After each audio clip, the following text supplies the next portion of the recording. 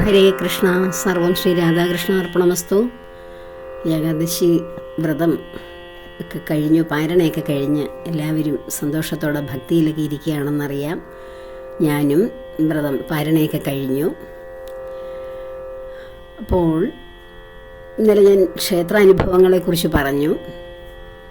ഭഗവാന്റെ അനുഗ്രഹങ്ങൾ. നമ്മൾ ഏത് ക്ഷേത്രത്തിൽ, ഭഗവാന്റെ സന്നിധിയിൽ, ക്ഷേത്രം എന്ന് പറയുന്നത് ഭഗവാന്റെ വീടാണ്. നമ്മളോ ഭഗവാന്റെ മക്കളാണ്. നാം ഭഗവാനെ നമ്മുടെ അച്ഛനായി, പിതാവായി, ഏറ്റവും നമ്മുടെ ഭൂമിയിൽ നമുക്ക് അച്ഛനമ്മമാരെ തന്നിരിക്കുന്നവരോട് നമ്മുടെ ആവശ്യങ്ങളൊക്കെ പറയണം. കൊച്ചു പ്രായത്തിലാണ് നമ്മൾ കരയുകയും നമ്മുടെ ഭാവപ്രകടനങ്ങൾ കൊണ്ട് അവർ നമ്മുടെ ആവശ്യങ്ങളൊക്കെ മനസ്സിലാക്കുന്നത്. നമുക്ക് സംസാരിക്കാനൊക്കെ തുടങ്ങുന്ന കാലം മുതൽ നമ്മുടെ ആവശ്യങ്ങളൊക്കെ പറയുമ്പോഴാണ് മിക്കപ്പോഴും അച്ഛനമ്മമാരൊക്കെ അറിയുന്നത്, അല്ലേ? മുതിർന്നു കഴിഞ്ഞാലും മറ്റുള്ളവരോടൊക്കെ നമ്മൾ പറയണം. ഇന്ന നമ്മുടെ വിഷമങ്ങളൊക്കെ പറയുമ്പോഴാണ്, ആവശ്യത്തെക്കാൾ കൂടുതൽ നമ്മുടെ ഉള്ളിലുള്ള വികാരങ്ങൾ അവരോട് പറഞ്ഞ് പ്രകടിപ്പിക്കുമ്പോഴാണ് അവർക്കത് മനസ്സിലാകുന്നത്. എന്നാൽ നമ്മുടെ പിതാവായ, നമ്മുടെ അച്ഛനായ, നമ്മുടെ ഹൃദയസ്ഥനായ നമ്മുടെ ഭഗവാനോട് വല്ല കാര്യങ്ങളും പറയണോ? ഭഗവാനോട് എനിക്കത് തരണേ ഇത് തരണേ എന്നൊന്നും പറയേണ്ട പോലും കാര്യമില്ല. എന്തിനാണ് അങ്ങനെ കിടന്ന് നമ്മൾ ബഹളം വയ്ക്കുകയും കരയുകയൊക്കെ ചെയ്യുന്നത്? പിന്നെ ദുഃഖം വരുമ്പോൾ ഭഗവാന്റെ മുമ്പിൽ നമ്മൾ മനസ്സുരുകി വിഷമം കൊണ്ട് കരഞ്ഞു പോകും. അത് നമ്മുടെ അച്ഛൻ്റെ ആയാലും അമ്മയുടെ, നമുക്ക് ഏറ്റവും പ്രിയപ്പെട്ടവരുടെ മുന്നിലല്ലേ നമ്മുടെ ഹൃദയവേദന ഇറക്കി വയ്ക്കുന്നത്. അപ്പോൾ മനുഷ്യരുടെ മുമ്പിൽ ഇറക്കി വയ്ക്കുന്നതിനേക്കാൾ എത്രയോ വലുതാണ് ഭഗവാന്റെ മുമ്പിൽ നമ്മൾ ആ ഹൃദയത്തിൻ്റെ ഭാരം ഇറക്കി വെച്ച് നമ്മുടെ ഹൃദയം വളരെ ലളിതമാക്കി ലാഘവത്തോടെ കൊണ്ടുവരുന്നത്. അപ്പോൾ നമ്മുടെ അച്ഛൻ ഇരിക്കുന്ന എൻ്റെ അച്ഛനാണ് ഇവിടെ, ഞാൻ അദ്ദേഹത്തെ കാണാനാണ് ഈ പോകുന്നത് എന്ന ആ ഒരു ഉറപ്പോടുകൂടി നമ്മൾ ചെന്ന് കഴിഞ്ഞാൽ അവിടെ ഇരിക്കുന്ന ഏത് പുരാതന ക്ഷേത്രമായിക്കോട്ടെ, നവീന ക്ഷേത്രമായിക്കോട്ടെ, വളരെ ഗരിമയും അണിമയും ഒക്കെ ഉള്ള ക്ഷേത്രങ്ങളായിക്കോട്ടെ, എത്ര വലിപ്പവും ചെറുപ്പവും ഉള്ളതായിക്കോട്ടെ, എത്ര ആൾക്കാർ വരുന്നതും ആൾക്കാർ വരാത്ത ചെറിയൊരു ക്ഷേത്രമായിക്കോട്ടെ, പക്ഷേ അതിൽ ആ ക്ഷേത്രത്തിൻ്റെയും അതിൻ്റെ പ്രശസ്തിയുടെയും അതിൻ്റെ വലിപ്പത്തിൻ്റെയും അതിൻ്റെ പുരാതനതയുടെയും ഐശ്വര്യത്തിൻ്റെ ഒന്നും അല്ലല്ലേ, അതിനൊന്നും അല്ല നമ്മൾ പ്രാധാന്യം കൊടുക്കേണ്ടത്.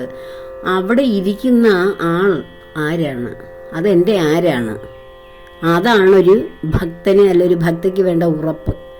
അങ്ങനെ ചെന്ന് കഴിഞ്ഞാൽ എത്ര വലിയ തിരക്കുള്ള, എത്രയോ വലിയ ക്യൂ നിൽക്കേണ്ട വരുന്ന സ്ഥലങ്ങളും ഒക്കെ ആണെങ്കിലും നമുക്ക് അവിടെ ഒരു വിഷമം കൂടാതെ ഭഗവാൻ നമ്മളെ അതിൽ നിന്നൊക്കെ രക്ഷിക്കും. അപ്പോൾ ബാക്കിയുള്ളവരൊക്കെ മോശക്കാരാണോ, ഭഗവാന്റെ ഭക്തരല്ലേ എന്ന് നമ്മൾ ചോദിക്കാം. പക്ഷേ നമ്മൾ എത്ര പ്രാധാന്യം ഭഗവാന് കൊടുക്കുന്നു, ഭഗവാൻ എത്ര പ്രാധാന്യം നമുക്ക് തരുന്നു, അതാണ് നമ്മളും ഭഗവാനും തമ്മിലുള്ള ഒരു കമ്മ്യൂണിക്കേഷൻ. അപ്പോൾ ആ ഹൃദയത്തിൽ ഒരു സ്ഥാനം പിടിക്കുവാൻ കോടിക്കണക്കിന് ജീവജാലങ്ങളുടെ ഇടയിൽ നമുക്കൊരു സ്ഥാനം കിട്ടുവാൻ വേണ്ടി അതാണ് ഞാൻ കഴിഞ്ഞ ദിവസങ്ങളെല്ലാം കപിലോപദേശമായിട്ട് ഭഗവാൻ തൻ്റെ അമ്മയ്ക്ക് കൊടുത്ത ഉപദേശങ്ങളെക്കുറിച്ച് പറഞ്ഞുകൊണ്ടിരുന്നത്. അത് വീണ്ടും തുടരുന്നുമുണ്ട്. അതിനുള്ള പ്രത്യേകത എന്താണ്? മനസ്സിൻ്റെ നിഷ്കളങ്കതയാണ്. ഒരു കുട്ടിയുടെ പോലെ മനസ്സ് നിഷ്കളങ്കമാക്കി വയ്ക്കാൻ ആർക്ക് കഴിയുന്നോ അവിടെയാണ് മനഃശുദ്ധിയുള്ളത്, അവിടെയാണ് ആ ഭഗവാൻ വിളങ്ങുന്നത്. ഭഗവാൻ ഒരു ശൈശവം, ഒരു ജനിച്ചു വീഴുന്ന, നമ്മുടെ മുഖത്തേക്ക് നോക്കി കിടന്ന് ചിരിക്കുന്ന, നമ്മളെ കണ്ടുകൊണ്ട് ഒരാംഗ്യമൊക്കെ കാണിക്കുന്ന ഒരു പൈതലിന് വല്ല ചിന്താഗതിയുണ്ടോ? ആ കുഞ്ഞിത്തിരി ഒന്ന് നടന്നു വരുമ്പോൾ അതിൻ്റെ കയ്യിൽ എന്തെങ്കിലുമൊക്കെ വെച്ചു കൊടുക്കുമ്പോൾ കിടന്ന് സന്തോഷിക്കുന്ന, അത് നമുക്ക് തിരിച്ചു തരുന്ന, ആര് ചോദിച്ചാൽ എത്ര വിലപിടിപ്പുള്ള സാധനവും, നമ്മൾ മുതിർന്നു കഴിഞ്ഞാൽ നമ്മൾ വിലപിടിപ്പുള്ള ഗോൾഡോ അല്ലെ ഡയമണ്ട്സോ ഒക്കെ ആരെങ്കിലും ചോദിച്ചാൽ കൊടുക്കുമോ? പക്ഷെ ഒരു കൊച്ചു കുഞ്ഞിൻ്റെ കയ്യിലേക്ക് കൊടുത്തേ അത് നമ്മൾ കൈ നീട്ടി അവനത് അല്ല അവൾ അത് തിരികെ തരും. അപ്പോൾ അവർക്ക് അതിൻ്റെ വിലയൊന്നുമില്ല. അത് സന്തോഷിക്കുന്നവർക്ക് അത് കൊടുക്കുക, സ്നേഹിക്കുന്നവർക്ക് എന്തും കൊടുക്കാനുള്ള ഒരു ഹൃദയശുദ്ധി, അതാണ് നമ്മുടെ ഭഗവാന്റെ ഹൃദയം. അതാണ് ഏത് സ്നേഹത്തോടെ നമ്മൾ ഭഗവാനെ ഒന്ന് തോൽപ്പിക്കാൻ പറ്റുന്നത്, അല്ലെ ഭഗവാന്റെ ഹൃദയത്തിലേക്ക് ഒരു സ്ഥാനം കിട്ടാൻ പറ്റുന്ന ഏക മാർഗമാണ് നമ്മുടെ ഹൃദയശുദ്ധി, സ്നേഹം. ഭഗവാനെ ഒന്ന് സ്നേഹം കൊണ്ടൊന്ന് തോൽപ്പിച്ചാൽ മതി, ഭഗവാൻ പിന്നെ നമ്മളെ വിട്ടുപോകത്തില്ല. ആ സ്നേഹം ഒന്ന് കൊടുക്കൂ ഭഗവാന്. വളരെ മാധുര്യ പ്രേമത്തോടു കൂടി ഭഗവാനെ ഹൃദയത്തിൽ ചേർത്ത് വെച്ചാൽ ഭഗവാന് പിന്നെ അവിടെ നിന്ന് ഇറങ്ങിപ്പോകാൻ കഴിയില്ല. അതാണ് ഭഗവാന്റെ ഏറ്റവും വലിയൊരു ഫെയിലിയർ, അല്ലെങ്കിൽ ഒരു വീക്ക്നെസ് ആണ്. ഭഗവാന്റെ ഭക്തരുടെയും അത് തന്നെയാണ്. ആരെങ്കിലും നമ്മോട് സ്നേഹിച്ചാൽ, ഭഗവാനെ ഒന്ന് സ്നേഹിച്ചാൽ ആ സ്നേഹം പിന്നെ വിട്ടുകളയില്ല ഭഗവാൻ ഇങ്ങനെ അത് പിന്തുടരും. നമ്മൾ എവിടെല്ലാം പോയി അലഞ്ഞ് ആരുടെയൊക്കെ പിന്നാലെ പോയി, ഏതെല്ലാം ദേവന്മാരുടെ പിന്നാലെ എല്ലാം പോയാലും ഭഗവാൻ വെയിറ്റ് ചെയ്യും. എന്നെ സ്നേഹിച്ചതല്ലേ, എന്നെ തേടി അവൻ വരും, അല്ലെ അവൾ വരും എന്ന് കാത്തിരിക്കും. അതേ സ്നേഹത്തോടു കൂടി പിന്നെ നമ്മൾ ചെല്ലുമ്പോൾ നമ്മെ ഹൃദയത്തിൽ ചേർത്ത് വാരിപ്പുണരും. പക്ഷേ നമ്മൾ ആ ഒരിക്കൽ ആ സ്നേഹം ഒന്നറിഞ്ഞാൽ പിന്നെ നമ്മൾ എവിടെയും മറ്റു വാതിലുകളൊന്നും തേടി പോകില്ല, മറ്റു മനുഷ്യരെയും തേടി പോകില്ല. പരമാത്മ ചൈതന്യമായ ഭഗവാനാണ് ഓരോ മനുഷ്യരുടെ രൂപത്തിൽ നമ്മെ സഹായിക്കുന്നത്. ഓരോ സ്ഥലത്തേക്ക് നമ്മൾ ചെല്ലുമ്പോൾ അറിയാത്ത വ്യക്തികൾ നമുക്ക് ഓരോ സഹായഹസ്തങ്ങൾ നീട്ടി അപ്പോഴത്തെ ആവശ്യങ്ങൾ നമുക്ക് നിവർത്തിച്ചു തരുമ്പോൾ ഇവരൊക്കെ ഭഗവാന്മാരാണെന്നാണ് എനിക്ക് തോന്നാറുള്ളത്. കാരണം ഒരിക്കലും ജീവിതത്തിൽ കണ്ടിട്ടില്ലാത്ത മനുഷ്യരായിരിക്കും പലപ്പോഴും വളരെ സ്നേഹത്തോടെ പരിചയത്തോടെ വന്ന് ഓരോ കാര്യങ്ങൾ സംസാരിക്കുകയും നമ്മുടെ ആവശ്യങ്ങളൊക്കെ നിവർത്തിച്ചു തരുന്നതും. നമ്മുടെ ആവശ്യങ്ങൾ നിവർത്തിച്ചു തരാൻ മറ്റുള്ളവരെയൊക്കെ നമ്മൾ കണ്ടുകൊണ്ടിരിക്കും. അവരാരും നമ്മൾക്ക് വളരെ പ്രയോജനമൊന്നും ചെയ്യില്ല. നമുക്ക് സംസാര ദുഃഖത്തിലൊക്കെ നമ്മളെ ഇട്ട് ഉഴറ്റുവാനേ അവരെ കൊണ്ട് കഴിയുകയുള്ളൂ. നമുക്കൊരു ഉപകാരം ആരെങ്കിലും ചെയ്താൽ അതിൻ്റെ പ്രത്യുപകാരത്തിനായിട്ട് അവർ വെയിറ്റ് ചെയ്യും. നമ്മളതും വിട്ടുപോയിട്ടുണ്ടെങ്കിൽ അതിനെ ചൊല്ലി കലഹിക്കും. ഇതൊക്കെയല്ലേ നമ്മുടെ നിത്യജീവിതത്തിൽ നമ്മുടെ ഭൗതിക ബന്ധങ്ങളിൽ നടക്കുന്നത്. എന്നാൽ ഭഗവാനെ ഹൃദയമറിഞ്ഞ് ഒന്ന് ഭഗവാനെ പ്രാർത്ഥിച്ച് കാര്യം സാധിക്കാനല്ല പറഞ്ഞത്. ഭഗവാൻ അങ്ങ് നടത്തിത്തരും. കാര്യസാധ്യത എന്ന് വെച്ചാൽ ഒരു കൊച്ചു കാര്യമാണ് ഭഗവാനും നമ്മളും തമ്മിലുള്ള ബന്ധത്തിൽ വെച്ച് നോക്കുമ്പോൾ. കൊച്ചുകുട്ടികളുടെ നിഷ്കളങ്കതയൊക്കെ അറിഞ്ഞുകൂടെ? എനിക്ക് ചെറിയ കുട്ടിയുണ്ട്, 2ാം ക്ലാസ്സിലൊക്കെ പഠിക്കുന്ന കുട്ടികളുണ്ട് ഇവിടെ ട്യൂഷന് വരുന്നത്. ആ കുഞ്ഞുങ്ങൾ സ്കൂളിൽ ചെന്നാലും ചെറിയ കുഞ്ഞുങ്ങൾക്ക് നമ്മളോട് കാണിക്കുന്ന സ്നേഹം, ആ ചെറിയ 2ലും 3ലും ഒക്കെ പഠിക്കുന്ന കുട്ടികളുടെ സ്നേഹം 4ാം ക്ലാസ്സിലുമൊക്കെ എന്ത് പ്യുവറാണ്, എത്ര സ്നേഹമാണ് അവർക്ക്. ഭഗവാനെ പോലും എനിക്ക് അവരെ തോന്നും. ഞാൻ പൊട്ടിടാതെ ട്യൂഷൻ എടുക്കാൻ ഇരിക്കുകയാണെങ്കിൽ അതിൽ ഈ ചെറിയ കുട്ടികൾ പറയും, ടീച്ചർ പൊട്ടിടാതിരുന്നേന്ന്, പൊട്ട് തൊട്ടിട്ട് വാ, ടീച്ചറിനെ പൊട്ടിടുമ്പോഴാണ് അടിപൊളിയായിട്ടിരിക്കുന്നതെന്നും പറയും. വള ഊരി വെച്ചിട്ടാണ് വരുന്നെങ്കിൽ പറയും വള ഇട്ടിട്ട് വാ, വളയില്ലാത്ത കൈ കാണാൻ ഭംഗിയില്ലെന്നൊക്കെ കൊച്ചു കുട്ടികൾ പറയും. പക്ഷെ ഇതൊന്നും പറയത്തില്ല. മുതിർന്ന കുട്ടികളിൽ ഇത് പറയാത്തവരുണ്ട്. കുട്ടികൾ മുതിർന്നു വരുമ്പോൾ ഇതൊന്നും പറയില്ല. കാരണം അവരുടെ ഉള്ളിൽ ഈ മനസ്സിൻ്റെ മാലിന്യങ്ങൾ കലരുവാണ്. അവരുടെ കുടുംബത്തിൽ നിന്നും അവർ ഇടപെടുന്ന സാമൂഹിക സാഹചര്യങ്ങൾ, അന്തരീക്ഷങ്ങളിൽ നിന്നെല്ലാം അവരുടെ മനസ്സിലേക്ക് ഈ അഴുക്ക് ഇങ്ങനെ കയറി വരികയാണ് ചെയ്യുന്നത്. അങ്ങനെ വളർന്ന് നാം വരുന്നതനുസരിച്ച് ഈ മനോമാലിന്യം നമ്മളിൽ കുന്നുകൂടും. മാത്രവുമല്ല, നമ്മുടെ പൂർവ്വജന്മത്തിൽ നമ്മൾ ഏത് തരം സാംസ്കാരികമായ പദ്ധതിയിലൂടെയാണോ കടന്നു വന്നത് അതിൻ്റെ ഒരു ഭാഗവും നമ്മുടെ മനസ്സിനെ കരിപിടിപ്പിച്ചിരിക്കും.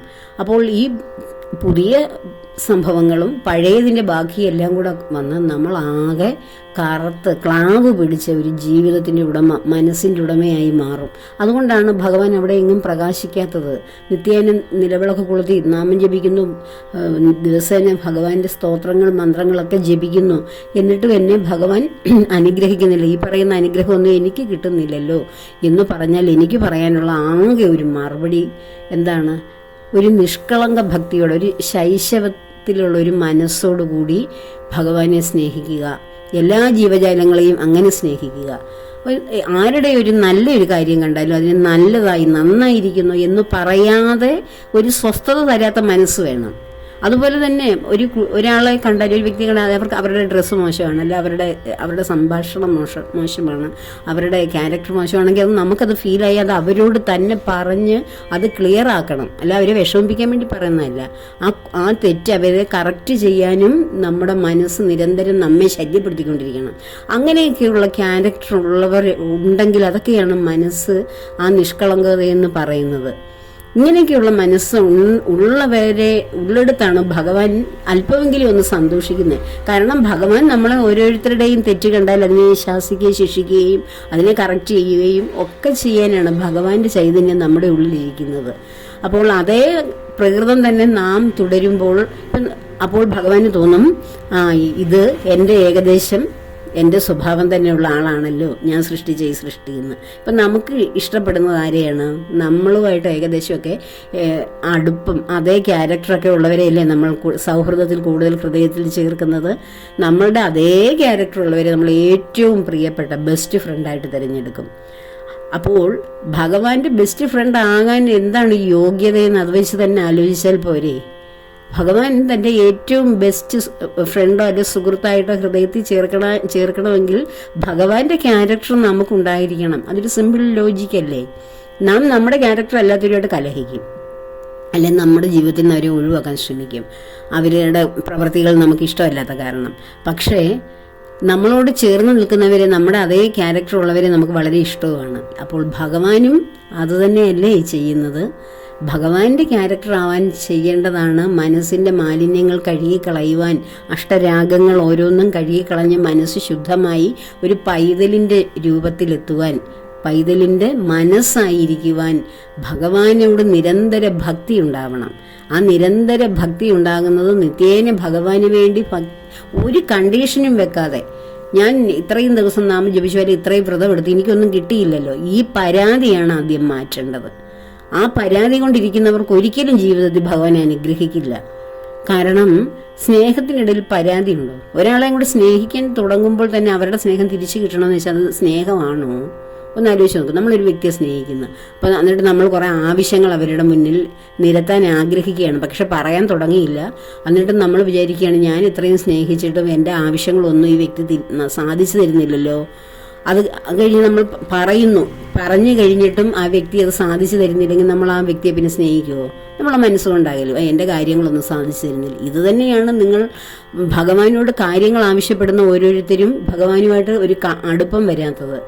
ആദ്യം വരേണ്ടത് ഭഗവാനോടുള്ള ഹൃദയത്തിൻ്റെ ഒരു ഏകത്വമാണ്, രമ്യതയാണ്. ഭഗവാനെ ഹൃദയം തുറന്ന് സ്നേഹിക്കുകയാണ്. അല്ലാതെ ആദ്യം കുറേ ആവശ്യങ്ങൾ, മനുഷ്യർ ആവശ്യങ്ങൾ പറഞ്ഞ് ബന്ധങ്ങൾ സ്ഥാപിക്കുന്നത് പോലെ ആവശ്യങ്ങൾ ഭഗവാന്റെ മുന്നിൽ നിർത്തി ആ ബന്ധത്തിന് വല്ല വ്യാപ്തി ഉണ്ടാകുമോ? അല്ലെങ്കിൽ അതിന് എന്തെങ്കിലും ഒരു വിശ്വാസ്യത ഉണ്ടാകുമോ? ഉറപ്പുണ്ടാകുമോ? ഇല്ല. നമ്മൾ ആദ്യം നിഷ്കളങ്ക ഭക്തിയോടുകൂടി ഒന്നിനു വേണ്ടിയല്ലാതെ ഭഗവാനെ നിരന്തരം സേവിക്കുക, പൂജിക്കുക, ഭഗവത് ആരാധനാ സ്ഥലങ്ങളിൽ കുമ്പിട്ട് നമസ്കരിക്കുക, ഭഗവത് ഭക്തരെ നമിക്കുക, ഭക്തരായിട്ടുള്ളവരെ സാധുക്കളായിട്ടുള്ളവരെ സഹായിക്കുക, ഭഗവാൻ ഇഷ്ടമുള്ള കാര്യമൊക്കെ ചെയ്യുക ആദ്യം. അങ്ങനെ ഭഗവാൻ ഇഷ്ടം വരുന്ന കാര്യങ്ങളൊക്കെ ചെയ്തതിന് ശേഷം ഭഗവാൻ അനുഗ്രഹിക്കുന്നില്ല എന്ന് പറയുന്നതിൽ ഒരർത്ഥവുമില്ല. അനുഗ്രഹിച്ചിരിക്കും, 100% ഉറപ്പാണ്. അപ്പോൾ ഭഗവാന് വേണ്ടത് ഹൃദയത്തിൻ്റെ ഭക്തി. ആ ഭക്തി വർദ്ധിച്ച് വരുമ്പോൾ നമ്മുടെ മനസ്സിലെ മാലിന്യങ്ങൾ സ്വാഭാവികമായിട്ട് കഴുകി മാറും. ഇതിന് ഒരു പൂർവജന്മ സുകൃതത്തിൻ്റെ പിൻബലവും ഉണ്ടാകും. അങ്ങനെ ഒരു സുഹൃതം ഉണ്ടെങ്കിൽ മാത്രമേ നമുക്ക് ഈ പറയുന്ന നല്ല ഒരു ഭക്തിയിലേക്ക് വരാൻ തന്നെ ഈ ജന്മം കഴിയുകയുള്ളൂ. ആ ഭഗവാൻ ആ ഒരു ജന്മാന്തരമായിട്ടുള്ള ആ ബന്ധത്തിൻ്റെ പേരിലാണ് ഈ ജന്മവും നമ്മൾ ഭക്തരായി ഭഗവാനെ അന്വേഷിച്ച് നടക്കുന്നവരായി മാറുന്നത്. നമുക്ക് ഇപ്പം നമ്മളെ സ്നേഹിച്ച വ്യക്തികളെ നമ്മൾ കഴിഞ്ഞ ജന്മത്തിൽ നമ്മളെ വല്ലവരെയും ഓർമ്മയുണ്ടോ? നമുക്കിപ്പോൾ ഇല്ല. പക്ഷേ ആ ഭഗവാനെ നമുക്കിപ്പോഴും ഓർമ്മയുണ്ട്. അതുകൊണ്ടാണ് ആ ഭഗവാന്റെ ചാനലിലേക്ക് തന്നെ നമ്മൾ വരുന്നത്, ആ ഒരു ചാനലിലേക്ക് തന്നെ. കാരണം ഭഗവാൻ എന്ന് പറയുന്ന ഹൃദയത്തിൽ നമ്മുടെ ബോധ ചൈതന്യമാണ്. ആ ഭഗവാനെ എന്തുമാത്രം നമ്മൾ ഓർക്കുക, ഭഗവാന് വേണ്ടി എന്തുമാത്രം ഭക്തിയുത സേവനങ്ങൾ, ആധ്യാത്മിക കാര്യങ്ങൾ ചെയ്തിട്ടുണ്ടോ ജന്മങ്ങളായി, അതെല്ലാം ആ ബോധത്തിൽ തന്നെ ഉണ്ടാകും. മറ്റു ബന്ധങ്ങൾ വല്ലതും നമ്മുടെ ബോധത്തിലുണ്ടോ? നമുക്ക് ഈ ജന്മം, കഴിഞ്ഞ ജന്മത്തിൽ നമ്മളുടെ ഭർത്താവാരാ, ഭാര്യയാരാ, മക്കളാരാ, അല്ലെങ്കിൽ നമ്മളെ പ്രണയിച്ചവരാരാ, നമ്മൾ പ്രണയം കൊടുത്തവരാരാ, ഇത് വല്ലതും നമുക്ക് ഓർമ്മയുണ്ട്. പക്ഷെ ഭഗവാനെ നമ്മൾ എന്തുകൊണ്ടാണ് ഇപ്പോഴും ഇങ്ങനെ നിരന്തരം ഓർക്കുകയും അതിലേക്ക് തന്നെ വരികയും ചെയ്യുന്നത്? എന്തുകൊണ്ട്? ഇത് ജന്മാന്തര ബന്ധമാണ്. ആ ബന്ധം എന്ന് വെച്ചാൽ ഹൃദയത്തിലിരിക്കുന്ന ഈ ഹൃദയസ്ഥനായ ഭഗവാനും നമ്മളും തമ്മിലുള്ള ബന്ധമാണ്. അപ്പം നിങ്ങളൊന്ന് ഓർത്ത് നോക്കൂ, ഈ ജന്മവും നമ്മുടെ ഇപ്പോഴുള്ള ഈ സ്നേഹബന്ധമല്ല ഏതെങ്കിലും മാനുഷികമായ ബന്ധങ്ങൾ ഏതെങ്കിലും അടുത്ത ജന്മം നമ്മൾ വീണ്ടും ജന്മങ്ങൾ എടുക്കുമ്പോൾ ഓർമ്മ കാണുമോ? കാണില്ല. ആരെ മാത്രം ഓർക്കും? ഭഗവാനെ മാത്രം ഓർക്കും. കാരണം ഭഗവാൻ ഹൃദയസ്ഥനാണ്, ഹൃദയത്തിലിരിക്കുന്ന ആളാണ്.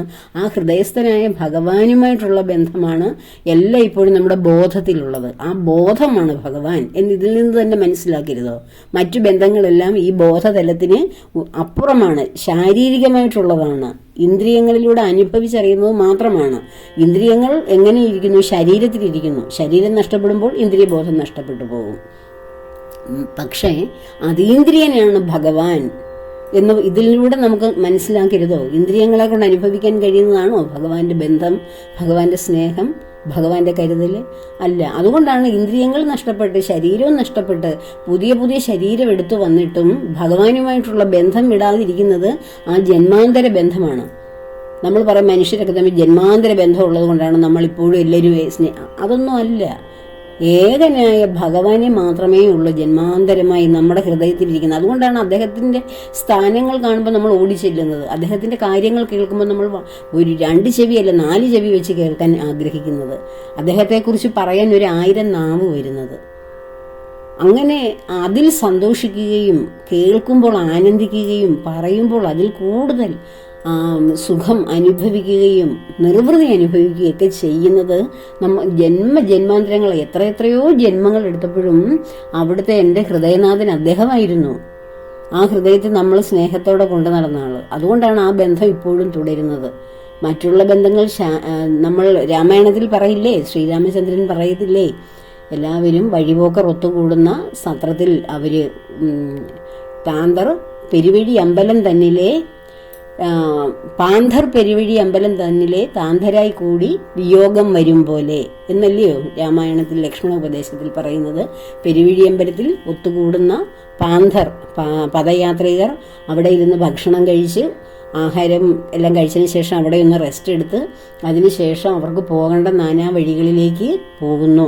അതിനിടയ്ക്ക് അവർ സംഭാഷണം ഒന്നിച്ചു കൂടുമ്പോഴും ഭക്ഷണം കഴിക്കുമ്പോഴും ഒന്ന് മയങ്ങാൻ കിടക്കുമ്പോഴും ഒക്കെ എല്ലാവരും പരസ്പരം അവനവൻ്റെ ചരിത്രങ്ങളും കുടുംബവും ബന്ധങ്ങളും നാടും നാട്ടുകാരെക്കുറിച്ചും ഒക്കെ അങ്ങോട്ടും ഇങ്ങോട്ടും കൈമാറും. അത്രയും സമയമേ ഉള്ളൂ കുടുംബ ബന്ധങ്ങൾ, ഭൗതിക ജീവിതം എന്നാണ് ശ്രീരാമചന്ദ്രൻ ലക്ഷ്മണൻ ഉപദേശിച്ചു കൊടുക്കുന്നത്. സത്യമല്ലേ ഇത്? അതാണ് ശരിയായ ജീവിതം എന്ന് നമ്മൾ വെറുതെ അങ്ങ് തെറ്റിദ്ധരിച്ചിട്ട് നമ്മൾ എന്ത് ചെയ്യും? ആ പെരുവഴി അമ്പലത്തിലെ കൂടിച്ചേരലിൽ നിന്ന് വിയോഗം വരുമ്പോഴും നമ്മൾ കിടന്ന് കരഞ്ഞുകൊണ്ടിരിക്കും. പക്ഷെ യഥാർത്ഥത്തിൽ 4 വഴിക്കേക്കും പല വഴിയിലേക്കും പോകേണ്ടവരല്ലേ ഒരിടത്ത് ഒത്തുകൂടുന്നേ. ചിലർ മുമ്പേ പോകുന്നു, ചിലർ യാത്ര കൂടുതലുള്ളവർ മുമ്പേ അങ്ങ് പോകും. കുറവ് യാത്രയുള്ളവർ ഇത്തിരിയും കൂടെ ഒക്കെ മയങ്ങിയിട്ടൊക്കെ എഴുന്നേറ്റ് പോകും, ഇത്തിരിയും ദൂരം പോയാൽ മതിയെങ്കിൽ. ഓരോരുത്തർ അങ്ങനെയുള്ളൂ ജീവിതം. ഒരാൾ നമുക്ക് മുന്നേ കടന്നുപോയി ശരീരം ഉപേക്ഷിച്ച്, മറ്റേയാൾ അവരുടെ ഡ്യൂട്ടി തീരാൻ ഇനിയും കർമ്മം തീരാൻ ബാക്കി സമയമുണ്ട്. അതുവരെയും നമ്മുടെ ശരീരം എങ്ങനെയെങ്കിലുമൊക്കെ നിലനിൽക്കും.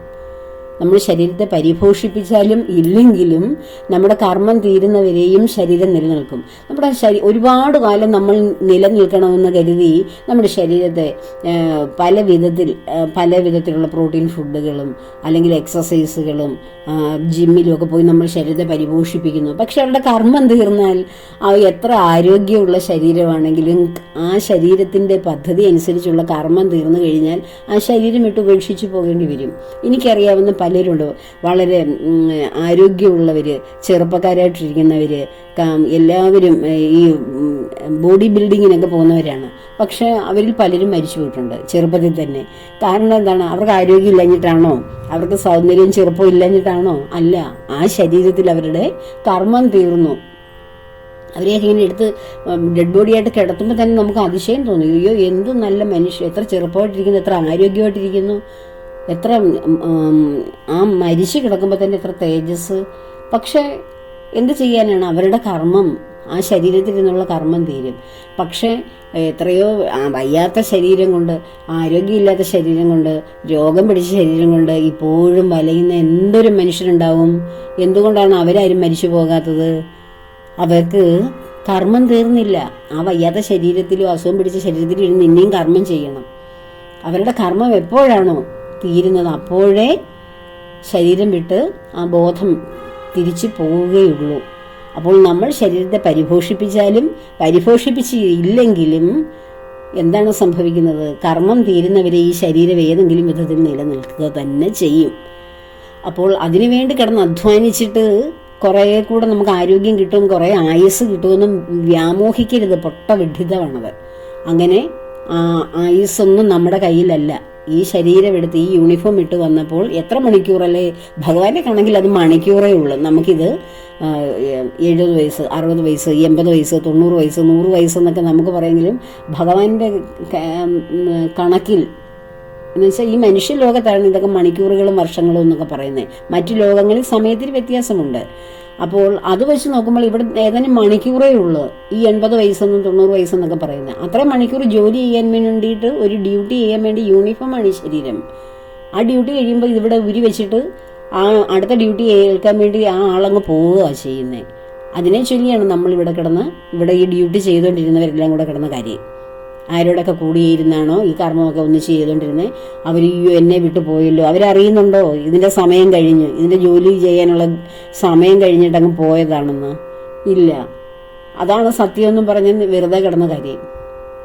യഥാർത്ഥത്തിൽ ഈ സത്യം മനസ്സിലാക്കണമെങ്കിൽ നമ്മൾ ഭഗവത്ഗീതയും ഭാഗവതവും ഒക്കെ തത്വം അറിയണം. ആ തത്വാർത്ഥമായിട്ട് ഇതൊക്കെ പഠിച്ച് മനസ്സിലാക്കുമ്പോൾ നമുക്ക് ഇതിനെക്കുറിച്ചൊന്നും വിലപിക്കേണ്ടി വരത്തില്ല. മരണഭയവും വരികയില്ല. ജീവിച്ചിരുന്നാലും ഒന്നുമില്ല, ജീവിച്ചില്ലേലും ഒന്നുമില്ല. എല്ലാം ഭഗവാൻ നിരന്തരം ഇങ്ങനെ നടത്തുന്ന കുറേ ലീലാ പ്രകടനങ്ങൾ, നമ്മൾ അതിനകത്തിലെ കുറേ കളിപ്പാവകൾ, അത്രയേ തോന്നൂ. അല്ലാതെ നമുക്ക് വേറെ ഒന്നും തോന്നില്ല. അപ്പോൾ ഇങ്ങനെയൊക്കെയുള്ള നിരന്തരമായ ചിന്തകളും അതിനെക്കുറിച്ചുള്ള മനനങ്ങളും ഒക്കെ മനസ്സിലിങ്ങനെ നിരന്തരം ഇതിനെക്കുറിച്ച് ഇങ്ങനെ കടന്നു പോകുമ്പോൾ നമുക്ക് ഭഗവാനെ കൂടുതൽ കൂടുതൽ ഭക്തിയിലേക്ക് വരുവാൻ, ആ ഭക്തി എന്ന് പറയുന്ന ഇപ്പം ഓരോരുത്തർക്കും ഇപ്പം ഭഗവാനെ കുറിച്ചുള്ള ഭക്തി എന്ന് പറഞ്ഞാൽ ഒരു മഹാസ്നേഹമാണ്. നമ്മൾ ഇപ്പം മനുഷ്യരെ തന്നെ ഒരുപാട് നമ്മൾ വലിയൊരു ആൾ നമുക്ക് സംസാരിക്കാനോ അല്ലെ അടുക്കാനോ പറ്റാത്ത ഒരാളോട് നമ്മൾ ഭക്തിയോടല്ലേ അവരെ സ്നേഹിക്കുന്നത്. അപ്പോഴാണ് അവർ ഒരുപാട് കാലം നമ്മൾ അവരെ ബഹുമാനത്തോടെ ഭക്തിയോടെ ആദരവോടെ ദൂരെ നിന്ന് കാണുകയും അവരുടെ ഓരോ കഴിവുകളെക്കുറിച്ചും ഒക്കെ നമ്മളിങ്ങനെ ശ്രദ്ധിക്കുകയൊക്കെ ചെയ്യുമ്പോൾ ഒരു നാൾ അവർ നമ്മളോട് സംസാരിക്കുമ്പോൾ നമ്മൾ സാധാരണ ഒരു വ്യക്തിയോട് സംസാരിക്കുന്ന പോലെയാണോ നമ്മൾ ചെയ്യുന്നത്? അല്ല, നമ്മൾ ഭയങ്കര ബഹുമാനത്തോടെ ഭക്തിയോടെ ആദരവോടായിരിക്കും അവരോട് നമ്മൾ തിരിച്ച് സംസാരിക്കുകയും സ്നേഹിക്കുകയൊക്കെ ചെയ്യുന്നത് അല്ലേ? അപ്പോൾ ഒരു മനുഷ്യൻ്റെ ഭഗവാൻ കൊടുത്ത ഒരു ചെറിയ ഒരു തുള്ളി ടാലൻ്റ് ഉള്ള ഒരു മനുഷ്യൻ്റെ കാര്യമാണ് പറഞ്ഞത്. അപ്പോൾ ഭഗവാനെ സ്നേഹിക്കുക എന്ന് പറയുന്നത് ഒരു സാധാരണ ഒരു വ്യക്തിയെ സ്നേഹിക്കുന്ന പോലെ അല്ല. ഭഗവാന്റെ ചൈതന്യം, ഭഗവാൻ മുമ്പ് ഞാൻ പറഞ്ഞതുപോലെ ഭഗവാന്റെ ക്യാരക്ടറിനോട് ഇഷ്ടപ്പെടുന്ന ഒരു ക്യാരക്ടർ ആക്കണം നമ്മൾ. അതിനുവേണ്ടി നിരന്തര സാധന കൊണ്ട് കഴുകിക്കളയിൽ നടക്കൂ. നമ്മളിൽ കുട്ടിക്കാലം മുതൽ ഇങ്ങനെ കയറി അഴുക്ക് പിടിച്ചിരിക്കുന്ന അല്ലെങ്കിൽ ജന്മങ്ങളായി പിടിച്ച അഴുക്കുകളെല്ലാം കഴുകിക്കളയണം. നമ്മൾ കണ്ടിട്ടില്ലേ, നിലവിളക്കൊന്നും കൊളുത്താത്ത സംസ്കാരം ഉള്ളവരും ഉണ്ടല്ലോ. വീടുകളിൽ നിലവിളക്ക് കത്തിക്കാത്തവർ, അവരുടെ വീടുകളിലെ വിളക്കിനെ നിങ്ങളൊന്ന് നോക്കണം, എത്ര കറുത്തിട്ടായിരിക്കും ഇരിക്കുന്നത്. എന്തെങ്കിലും ഒരു വിശേഷ അവസരം വരുമ്പോൾ നിലവിളക്ക് കൊളുത്തേണ്ട ഒരു ആവശ്യം വീട്ടിൽ പറയോ അതുപോലെയൊക്കെയുള്ള എന്തെങ്കിലുമൊക്കെ കാര്യങ്ങൾ വരുമ്പോഴായിരിക്കും ഇവർ വിളക്ക് തപ്പിയെടുത്ത് തേച്ചൊക്കെ കഴുകാൻ നോക്കുന്നത്. അപ്പോഴെന്തെങ്കിലും വെളിച്ചം ആ വിളക്കിലുണ്ടാവുമോ? എത്രയോ കാലം കൊണ്ട് വിളക്കിങ്ങനെ ഉപയോഗിക്കാതെ വെച്ചിരുന്നതിൻ്റെ കറുപ്പായിരിക്കും അതിലുണ്ടാകുന്നത്. നമ്മുടെ വീടുകളിൽ ഉപയോഗിക്കാതെ വെച്ചിരിക്കുന്ന നമ്മൾ ധാരാളം വിളക്കുകളൊക്കെ ഉള്ള വീട്ടിൽ ഉപയോഗിക്കാത്ത വിളക്ക് കറുത്ത് തന്നെ ഇരിക്കും. പക്ഷെ അങ്ങനെ കറുക്കാൻ വെച്ചു കൊടുക്കരുത്. നമ്മൾ ഉപയോഗിക്കുന്നില്ലെങ്കിലും അത് തേച്ച് വെളുപ്പിച്ച് ഭംഗിയാക്കി തന്നെ വെക്കണം. അപ്പോൾ ഈ നിത്യേന ഉപയോഗിക്കുന്ന വിളക്കെ നോക്കിയാൽ അറിയാം ഒരു വ്യക്തിയുടെ മനസ്സിൻ്റെ അഴുക്ക് മാറുന്നത് മനസ്സിലാക്കാൻ കഴിയും. ഈ നിത്യേന നിലവിളക്ക് കൊളുത്താത്ത വീടുകളുടെ അവസ്ഥ തന്നെ ആലോചിച്ച് നോക്കിയേ. കുറച്ച് മീനും ഇറച്ചിയൊക്കെ കഴിച്ച് അങ്ങോട്ടും ഇങ്ങോട്ടും അടിയിട്ട് ബഹളവും വെച്ച് വേറൊരു കൾച്ചറിൽ ജീവിക്കുന്നവരുടെ ജീവിതവും ഈ നിത്യേന ദീപമൊക്കെ തെളിച്ച് ഭഗവാന്റെ സേവയൊക്കെ ചെയ്ത് ഭക്തി കാര്യങ്ങളിലൂടെ പോകുന്നവരുടെ ജീവിതവും അവരുടെ തലമുറയും ഈ തലമുറയൊക്കെ നോക്കിയാൽ പ്രകടമായ മാറ്റം നമുക്ക് തന്നെ മനസ്സിലാക്കാൻ കഴിയും. അപ്പോൾ ആ സത്യം പറഞ്ഞാൽ ആ നിലവിളക്കിൽ ഓരോരുത്തരും കൊളുത്തുന്ന നിലവിളക്കിലേക്ക് നോക്കിയാൽ തന്നെ മനസ്സിലാകും ആ മനസ്സിൻ്റെ തെളിച്ചം, ജീവിതത്തിൻ്റെ സംസ്കൃതി എല്ലാം ആ വിളക്കിൽ തന്നെയുണ്ട് അല്ലേ? അപ്പോൾ ഇങ്ങനെയുള്ള തെളിച്ചമുള്ള ആ ദീപപ്രഭയാണ് ഓരോ ഹൃദയത്തെയും പ്രകാശപൂരിതമാക്കേണ്ടത്. അങ്ങനെ തെളിച്ചമുള്ള ആ ഒരു ബന്ധം വേണം ഭഗവാനോടും കാണിക്കേണ്ടത്. അപ്പോൾ അതിനുവേണ്ടി ഭഗവാനും ദേവിയും എല്ലാവരെയും, ഈ ദേവി നമ്മുടെ ശരീരമാണ്, ഈ പ്രകൃതിയാണ് ഈ ശരീരം എന്ന് പറയുന്നത്. ഞാൻ എപ്പോഴും പറയാറുണ്ട്, ഈ പ്രകൃതിയെ വിട്ടിട്ടൊരു കളി മനുഷ്യനായിട്ട് ജീവിച്ചിരിക്കുമ്പോൾ പറ്റില്ല. കാരണം ഈ പ്രകൃതിയിൽ നമ്മൾ ജീവിക്കുന്നത് കൊണ്ടാണ് അനുഭവിക്കുന്നു എന്ന്, ഇവിടെ ജീവിക്കുന്നു എന്ന അനുഭവം തന്നെ ഉള്ളത് പ്രകൃതീശ്വരിയായ ദേവിയുടെ ഈ മായ നിർമ്മിതമായ ഈ അന്തരീക്ഷവും പ്രകൃതിയും ശരീരവും കൊണ്ടാണ്. അതില്ലാതെ ഞാൻ ഇവിടെ അനുഭവിക്കുന്നു എന്ന് നമുക്കൊരു അനുഭവം, ബോധമേ ഉള്ളൂ. ഇവിടെ ജീവിക്കാൻ പറ്റില്ല. ബോധ ചൈതന്യം എപ്പോഴും ഉണ്ട്. പക്ഷെ ഇവിടെ ശരീരം കൊണ്ട് നമ്മുടെ വീട്ടിലുള്ളവർക്കും ബന്ധുക്കൾക്കും സമൂഹത്തിനും നമ്മെ കാണണമെങ്കിൽ എന്ത് വേണം? ശരീരം വേണം. നമുക്കിവിടെ ജീവിക്കുന്നുള്ള അനുഭവം വരണമെങ്കിലോ അതിനും ശരീരം വേണം. അപ്പോൾ ഈ ശരീരം തന്നെയാണ് ഇവിടെ ഭൂമിയിലെ ജീവിതത്തിന് പ്രധാനം. എന്ന് വെച്ചാൽ ശരീരത്തെ പോഷിപ്പിക്കാനല്ല പറഞ്ഞത്, അത് പ്രകൃതിയായ ദേവിയാണ് ഈ ശരീരം തന്നിരിക്കുന്നത്. പഞ്ചഭൂത നിർമ്മിതമായ 24 ഘടകങ്ങൾ പ്രപഞ്ച സൃഷ്ടിക്കുള്ളതൊക്കെ ഞാൻ കഴിഞ്ഞൊക്കെ ദിവസങ്ങളിൽ എത്രയോ ശ്രീമദ് ഭാഗവതത്തെക്കുറിച്ച് പഠിപ്പിക്കുകയാണ് നിങ്ങളെ. ഓരോരുത്തരെയും വ്യക്തമായിട്ട് മനസ്സിലാക്കാൻ വളരെ ലളിതമായി പറഞ്ഞു തരികയാണ്. എങ്ങനെയാണ് ഈ ശരീരം നിർമ്മിച്ചിരിക്കുന്നത്, എങ്ങനെ പ്രപഞ്ച സൃഷ്ടി നടത്തിയിരിക്കുന്നു, എങ്ങനെയാണ് മായ, ഭഗവാനിൽ അന്തർലീനമായ മായ എപ്പോഴാണ് ഭഗവാനിൽ നിന്ന് പ്രകടമായി പുറത്തേക്ക് വന്ന് പ്രപഞ്ച സൃഷ്ടിയുടെ ആരംഭം നടത്തുന്നത്.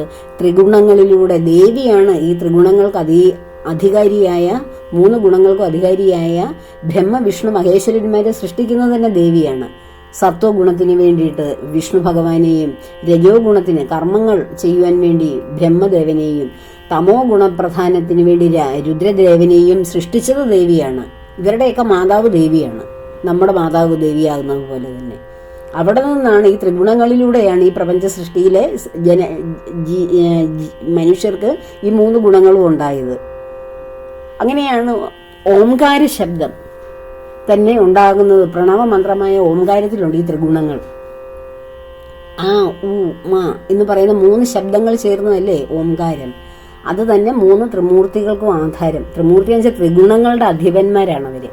ഇതൊക്കെ നമ്മൾ വിശദമായിട്ട് ഭാഗവതം പഠിച്ചാലേ കിട്ടുകയുള്ളൂ. ഈ ഭാഗവതം പഠിക്കുക എന്ന് വെച്ചാൽ കുറച്ച് കഥ, ഭഗവാൻ ചെയ്ത ലീലകളും ബാലലീലകളും കൗമാരലീലകളും, പിന്നീട് ഭഗവാൻ മധുരയിലും ദ്വാരകയിലൊക്കെ ദ്വാരകാവാസിനായിട്ടിരിക്കുന്ന സമയത്തെ കാര്യങ്ങളും പാണ്ഡവരെ രക്ഷിക്കുന്നതും ഇതൊക്കെയാണ് നമുക്കറിയാവുന്നത്. പക്ഷേ ഭാഗവതത്തിൻ്റെ ആദ്യ ഭാഗങ്ങളിലെല്ലാം അടിസ്ഥാനമുണ്ട്, പ്രപഞ്ചത്തിൻ്റെ അടിസ്ഥാനം. അത് നമ്മളെല്ലാം സ്കിപ്പ് ചെയ്തിട്ട് ബാക്കിയുള്ളതൊക്കെയാണ് കേൾക്കുന്നത്. ഇത് കേൾക്കാൻ ഒന്നും താല്പര്യം വരില്ല. കാരണം ജ്ഞാനമാർഗത്തിലേക്ക് വരുവാൻ നമ്മുടെ ഹൃദയം തുറക്കുന്നില്ല. ജ്ഞാനമാണ് ആദ്യം കിടക്കുന്നതല്ല. ആ ജ്ഞാനത്തിലൂടെ വേണം ഭക്തിയാകുന്ന ഭഗവാന്റെ ആ അടുത്ത സ്റ്റെപ്പിലേക്ക്, ആ ദശമസ്കന്ധത്തിലേക്കൊക്കെ കടക്കാൻ. ആദ്യം നമ്മുടെ ഹൃദയം ഒന്ന് കഴുകി വെടുപ്പാക്കിയിട്ട് വേണം ഭഗവാനെ കുറിച്ച് അറിയാൻ. അതിനുവേണ്ടിയാണ് ആദ്യം ഇതൊക്കെ പറഞ്ഞ് പോകുന്നത്. ഭഗവാൻ തന്നെ അവതാരം ചെയ്ത് അച്ഛൻ കർദമ പ്രജാപതിയുടെയും ദേവഹൂതിയുടെയും മകനായി വന്ന് അവതരിച്ച് അമ്മയ്ക്ക് ജീവൻ മുക്ത ആകാൻ, അമ്മ എന്ന് പറയുന്ന നമ്മളെല്ലാവരും ഭഗവാൻ, അല്ലാതെ ദേവഹൂതിക്ക് മാത്രമല്ല, മനുഷ്യ ജാലങ്ങൾക്ക് മുഴുവൻ ജന്മമുക്തി ലഭിക്കുവാനുള്ള, മനോമാലിന്യങ്ങൾ കഴുകുവാനുള്ള കാര്യങ്ങൾ ഇങ്ങനെ ഉപദേശിച്ചു കൊടുത്ത് അതിനുശേഷം അങ്ങനെ ഓരോന്നും, ധ്രുവന്റെ ചരിതം, ഇതൊക്കെ കേട്ട് നമ്മുടെ മനസ്സ് നിശ്ചലമായി നിതാന്തമായ ഭക്തിയിലേക്ക് എത്തുമ്പോഴാണ് പിന്നീട് ഭഗവാന്റെ ജനനമൊക്കെ വരുന്നത്. അവിടെയാണ്, അങ്ങനെയുള്ള മനസ്സിലാണ് ഭഗവാൻ ജനിക്കുന്നതെന്നാണ് ഭാഗവതത്തിന്റെ സത്ത. അവിടെയാണ് യഥാർത്ഥത്തിൽ ഭഗവാൻ കുടികൊള്ളാൻ ആരംഭിക്കുന്നത്. അല്ലാതെ ആദ്യത്തെ ഭാഗം ആ ജ്ഞാനമാർഗങ്ങളെല്ലാം കളഞ്ഞിട്ട് ഭഗവാനെ മാത്രം പിടിക്കാൻ ചെന്ന എവിടെയാണ് ഭഗവാൻ ഇരിക്കുന്നത്? ഓടിപ്പോവും ഭഗവാൻ. നമ്മൾ ഭഗവാനാണെന്നൊക്കെ എല്ലാം ഇങ്ങനെ ഓടി നടക്കുന്ന ഭഗവാനെയൊക്കെ നമുക്ക് വായിച്ചും കേട്ടുമൊക്കെ അറിയാം. പക്ഷെ നമ്മുടെ ഹൃദയത്തിൽ വന്ന് ഇരിക്കത്തില്ല. അതിന് വേണ്ടുന്ന കാര്യങ്ങളാണ് പറഞ്ഞത്. ഓരോ വ്യക്തിയെയും ഭഗവാൻ നോക്കി വെച്ചിട്ടുണ്ട്. ഓരോ വ്യക്തിയെയും കോടാനുകൂടി മനുഷ്യരുണ്ടെങ്കിലും നമ്മൾ ഓരോരുത്തരും ഭഗവാൻ ഇരിക്കുന്ന ഇരിപ്പിടങ്ങളിലേക്ക് കടന്നു ചെല്ലുമ്പോൾ ഭഗവാന് നമ്മൾ കൊടുക്കുന്ന, ഹൃദയത്തിൽ കൊടുക്കുന്ന സ്ഥാനത്തിലുപരി ഭഗവാൻ നമുക്ക് തരും. അവിടെ ഇവിടെ എല്ലാം ചെന്നാലും, എത്ര തിരക്കുള്ളിടത്ത് ചെന്നാലും, കഴിഞ്ഞൊരു ദിവസം ഞാൻ ഭഗവാൻ എടുക്കാനുള്ള പൂക്കൾ എടുക്കുമ്പോൾ വേലിപ്പരത്തി എന്ന് പറഞ്ഞൊരു ചെടിയുണ്ട്. ആ വേലിപ്പരത്തി എന്ന് പറയുന്നത് നമ്മളത് പൂജയ്ക്ക് എടുക്കുന്നൊന്നുമല്ല. ഇങ്ങനെ ഒരു ബണ്ടിൽ പോലെ ഇങ്ങനെ ചെറിയ ഒരു ചെണ്ട് പോലെ ഇങ്ങനെ ധാരാളം പൂക്കൾ ഇങ്ങനെ നിൽക്കുന്നതിൽ ഞാൻ വേലിപ്പരത്തി. ഒരു ബാഡ് സ്മെല്ലാണ് അതിന് പല കളറുണ്ട്.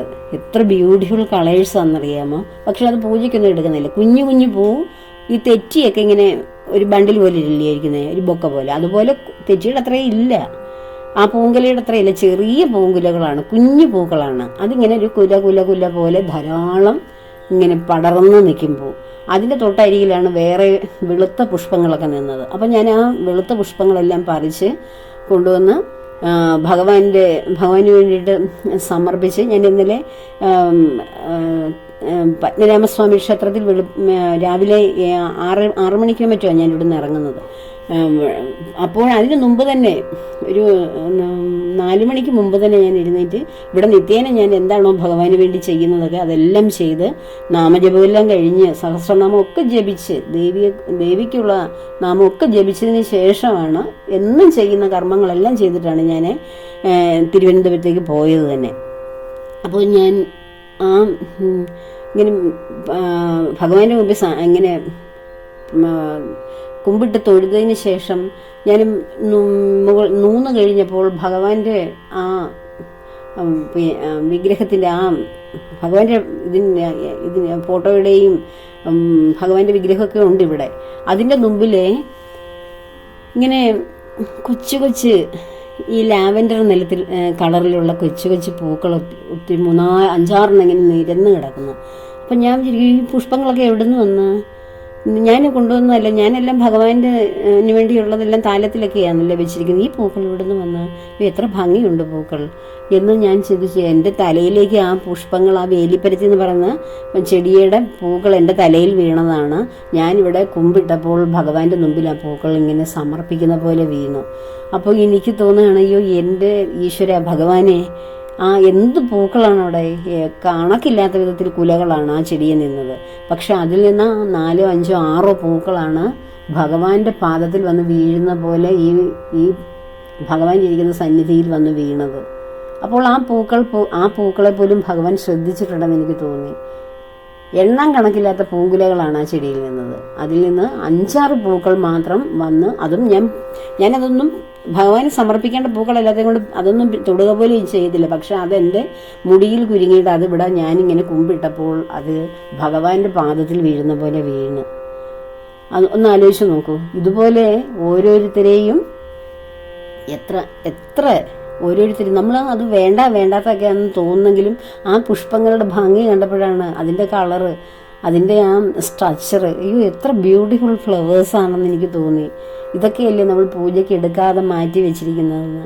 അതും വന്ന് ഭഗവാന്റെ പാദത്തിൽ വീണ് അപ്പം ഇതുപോലെയാണ് നമ്മൾ നമുക്ക് തോന്നും എല്ലാവരും അതിന് അങ്ങനെയാണ് ഇങ്ങനെയാണെന്നൊക്കെ തോന്നും. പക്ഷെ ഭഗവാൻ അറിയാം ഓരോരുത്തരുടെയും ഭംഗിയും. അവരുടെ ഭംഗിയെന്ന് വെച്ചാൽ പുറമേ കാണുന്ന ഭംഗിയല്ല, മനസ്സിൻ്റെ ഭംഗി. ആ മനസ്സിന് ഭംഗി ഭഗവാന്റെ പോലെ തന്നെ. ഭഗവാൻ എപ്പോഴും കിശോരഭാവത്തിൽ, മനസ്സെപ്പോഴും ഭഗവാന് 120 വയസ്സ് വരെയും ജീവിച്ചിരുന്നെങ്കിലും ഭഗവാൻ കിശോരനായിരുന്നു. സർവ്വസമയവും ആ കൗമാരക്കാരൻ്റെ മനസ്സായിരുന്നു. അത്ര സൗന്ദര്യമായിരുന്നു ഭഗവാൻ. എങ്ങനെയാണ് അങ്ങനെ ആയത്? ഭഗവാന്റെ മനസ്സിൻ്റെ നിഷ്കളങ്കതയും ആ നിർമ്മലതയും കൊണ്ടാണ്. എല്ലാവരെയും സ്നേഹിക്കുന്ന ആ അപ്പോഴെന്ത് സ്നേഹമാണ് ഭഗവാന്റെ ഹൃദയത്തിൽ നിന്ന് ഒഴുകുന്നത്. അത്രയും സ്നേഹമയനായ ഭഗവാന് മുഖം, ഭഗവാന്റെ ചിരി ഒക്കെ എങ്ങനെയാണ് മായുന്നത്? എങ്ങനെയാണ് അതിനൊരു മങ്ങല് വരുന്നത്? അപ്പോൾ അതുപോലെയാവണം നമ്മൾ ഓരോരുത്തരും. എല്ലാവരെയും അങ്ങനെ തന്നെ ആവുവാൻ, ഭഗവാന്റെ അനുയോജ്യരായ ഭഗവാനെ സ്നേഹിക്കുവാൻ അനുയോജ്യരായിട്ടുള്ള മനസ്സാക്കിയെടുക്കുവാൻ ഭഗവാൻ അനുഗ്രഹിക്കട്ടെ. ഭഗവാന്റെ ബെസ്റ്റ് ഫ്രണ്ട് ആകുവാനുള്ള ക്യാരക്ടർ ഓരോരുത്തർക്കും ഉണ്ടാകുവാൻ വേണ്ടി ഭഗവാൻ തന്നെ അനുഗ്രഹിക്കട്ടെ. ദേവിയും അനുഗ്രഹിക്കട്ടെ. അപ്പോൾ ദേവി ഭഗവാന്റെ ഉള്ളിലാണ് ഇരിക്കുന്നത്. ആ ദേവിക്ക് തന്നെ അറിയാം ഭഗവാന്റെ ഹൃദയം എന്താണെന്നും അതിൻ്റെ ഭാവം എന്താണെന്നും അതിൻ്റെ അഗാധമായ അതിലടങ്ങിയിരിക്കുന്ന സ്നേഹം എന്താണെന്നും. അപ്പോൾ ദേവി ആണ് ഭഗവാന്റെ ഹൃദയത്തിലേക്ക് നമ്മെ കൊണ്ട് അടുപ്പിക്കുന്ന ആ ഒരു ചാലക ശക്തി. അതുകൊണ്ട് ദേവിയെയും മനസ്സിൽ നന്നായി ധ്യാനിക്കണം. എല്ലാ കർമ്മങ്ങളും ഭഗവാന്റെയും ദേവിയുടെയും പത്മപാദങ്ങളിൽ ചേർക്കുന്നു. ലോകാ സമസ്ത സുഖിനോ ഭവന്തു.